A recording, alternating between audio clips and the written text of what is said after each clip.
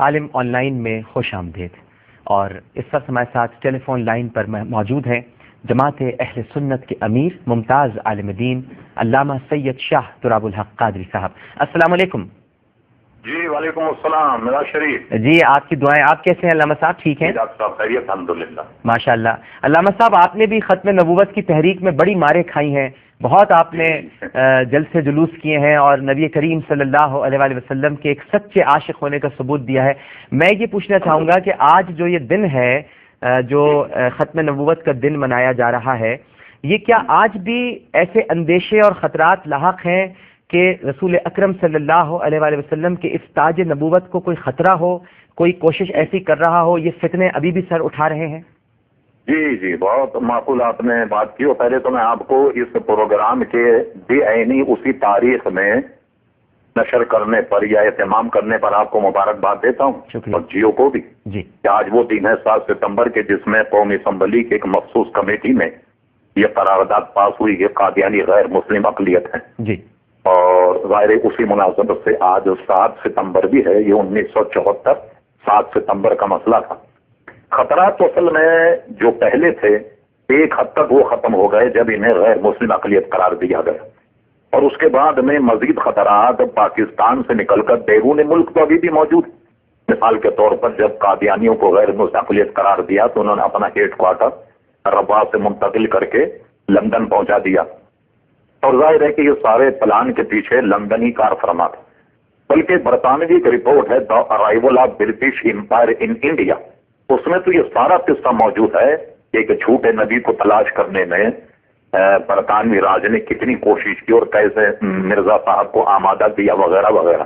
اس کے بعد جب یہ مسئلہ الحمدللہ طے ہو گیا، ہمارے آئین میں بھی ترمیم کی گئی، جیسا کہ آپ خود ماشاءاللہ ممبر پارلیمنٹ رہ چکے ہیں. جی تو آئین میں اگر آپ کے وقت ہو تو میں کوئی شپ پڑھ کے سنا سکتا ہوں. جی بالکل سنائیے، وقت ہے، بہت وقت ہے. جی دیکھیے آئین میں جب اس کے بعد قادیانی غیر مسلم اقلیت قرار ہوئے تو اس کے بعد یہ امینڈمنٹ کی گئی کہ مسلمان کی تاریخ مسلم سے کوئی ایسا شخص مراد ہے جو وحدت و توحید اور قادر مطلق اللہ تبارک و تعالی خاتم النبیین حضرت محمد صلی اللہ علیہ وسلم کی ختم نبوت پر مکمل اور غیر مشروط طور پر ایمان رکھتا، اور پیغمبر یا مذہبی مصلح کے طور پہ کسی ایسے شخص پر نہ ایمان رکھتا نہ اسے مانتا ہو جس نے حضرت محمد صلی اللہ علیہ وسلم کے بعد اس لفظ کی کسی بھی مفہوم یا کسی بھی تشریح کے لحاظ سے پیغمبر ہونے کا دعویٰ کیا یا دعویٰ کرے.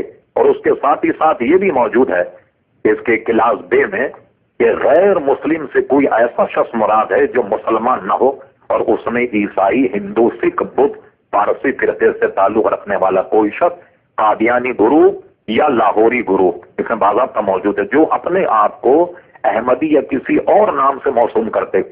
یہ مسئلہ حل ہونے کے بعد اس کا اثر آئین پر یہ پڑا کہ آپ نے بھی جب حلف اٹھایا ہوگا تو ہمارے حلف نامے میں یعنی قومی اسمبلی یا وزیروں کے حلف نامے میں تو نہیں، لیکن پریزیڈنٹ اور وزیر کے حلف نامے میں باضابطہ یہ بات شامل کر دی گئی کہ وہ ختم نبوت پر غیر مشروط طور پر ایمان رکھتا. یعنی صدر اور وزیر اعظم انہوں اس بات کی ضرورت ہے کہ وزارت دفاع ہے، وزارت قانون ہے، وزارت خزانہ ہے، وزارت خارجہ، یہ بھی اہم کلیدی عہدے جو ہوں یہ بھی غیر مسلم یا قادیانیت کو نہ دیے جائیں. اور اسی طریقے سے کمانڈر ان چیف، بری فوج کا سربراہ، ایئر فورس کا سربراہ، نیوی کا سربراہ، یہ عہدے بھی اصل میں ایسے لوگوں کے پاس نہیں ہونے چاہیے.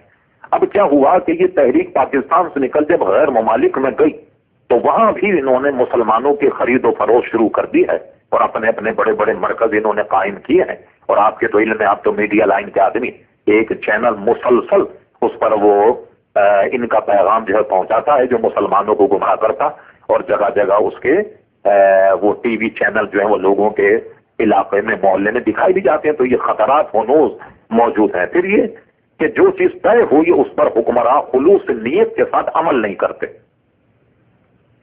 جی شاہ صاحب آپ کی آواز ہم تک نہیں پہنچ پا رہی.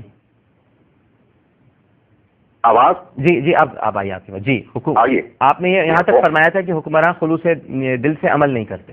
عمل نہیں کرتے. جی. یعنی جو ہمارے یہاں تعزیرات پاکستان میں بھی ترمیم ہوئی ہے نا، تو تعزیرات پاکستان میں بھی باضابطہ یہ موجود ہے کہ وہ اپنی عبادت گاہ کو مسجد نہیں کہہ سکتے، اذان نہیں کہہ سکتے، کھل کر کے تبلیغ نہیں کر سکتے، کوئی اسلامی وضع کا کوئی ایسا کام جیسے السلام علیکم یا بسم اللہ شریف وغیرہ لکھنا، یہ سب ان کے لیے ممانعت ہے. تو اس پر عمل درآمد اصل میں حکمرانوں کی جو ہے وہ اپنی ایک مذہبی ذمہ داری، اس سے ہمارے حکمراں عہدہ برا نہیں ہوتے. جی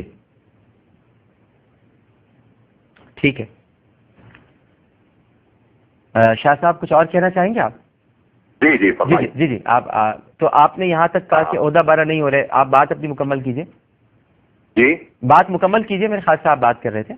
ہاں ٹھیک ہے. تو اب اس پر عمل درآمد کرنے کی ضرورت ہے. جو خدشات ابھی موجود ہیں، جیسے ابھی بھی وہ ڈھکے چھپے ہمارے یہاں کراچی میں، لاہور میں، اسلام آباد میں اپنے اپنے مرکز قائم کر کے اور وہ اپنی تبلیغی سرگرمیوں کو جاری رکھے ہوئے ہیں. تو ان کی نگرانی کرنے کی ضرورت ہے اور یہ حکمرانوں کا کام ہے. ٹھیک ہے. تو یہ خدشات جیسا آپ نے فرمایا کہ باوجود آئین میں مسئلہ حل ہونے کے، تعزیرات میں بھی امینڈمنٹ ہونے کے خطرات تو اب بھی موجود ہیں. اچھا شاہ صاحب، اگر میں آپ سے یہ پوچھوں کہ ایک عام مسلمان کو کیسے ریئیکٹ کرنا چاہیے، اس کا کیا طریقہ کار ہونا چاہیے جب اسے یہ معلوم ہو کہ اس طرح کے فتنے سر اٹھا رہے ہیں، تو بحیثیت امتی اور بحیثیت نبی کریم صلی اللہ علیہ وآلہ وسلم کے عاشق اور ان کی سنت پر چلنے والا وہ کیا کرے، اس کو ریئیکٹ کیسے کرنا چاہیے؟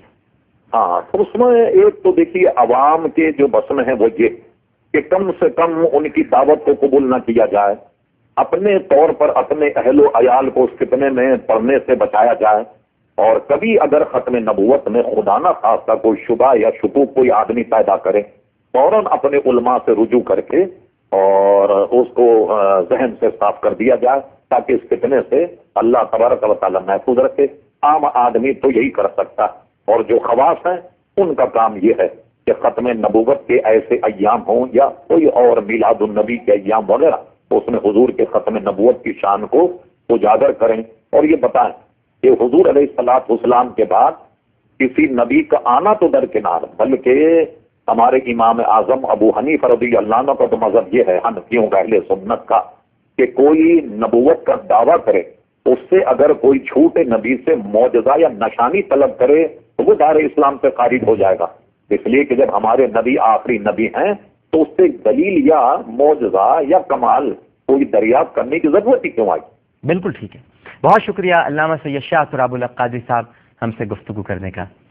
اور ہمارے ساتھ تشریف رکھتے ناظرین، جیسے کہ آپ کو پتہ ہے مولانا محمد امین صاحب جامعہ بن نوریہ العالمی صاحب کا تعلق ہے. السلام علیکم. ان کے ساتھ ہی حاضر اور موجود ہیں اہل تشیع مکتبہ فکر کے ممتاز عالم دین مولانا محمد امین شہیدی صاحب. السلام علیکم. آپ دونوں شخصیات کو بڑی دیر میں کہنا پڑ رہا ہے عالم آن لائن میں خوش آمدید. لیکن یہاں ایک چھوٹا سا وقفہ لیتے ہیں ناظرین. وقفے کے بعد پھر دونوں علماء حضرات سے بھی رائے لیں گے اور ہمیں یقین ہے کہ آپ سب لوگ ہمارے ساتھ رہیں گے.